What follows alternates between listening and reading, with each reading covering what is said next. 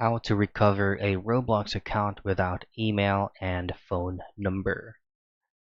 Now, since you will be recovering an account that does not have any email addresses or phone number linked to that account, your username needs to be accurate.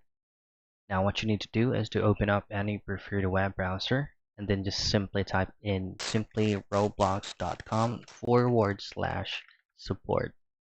Now you'll be redirected to Roblox official site support or contact us page.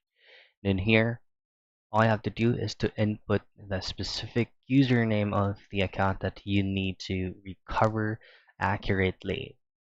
And then just simply input any email addresses that you're currently using right now 2 times, and then just choose on device type and where the account you would like it to be recovered. So for example, PC, or for example on Android phone.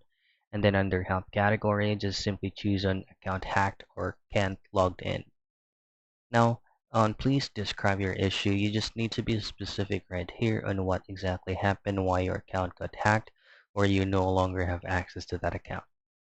Simply hit on continue, and then just simply wait for a Roblox customer service to get back to you via email that you entered here.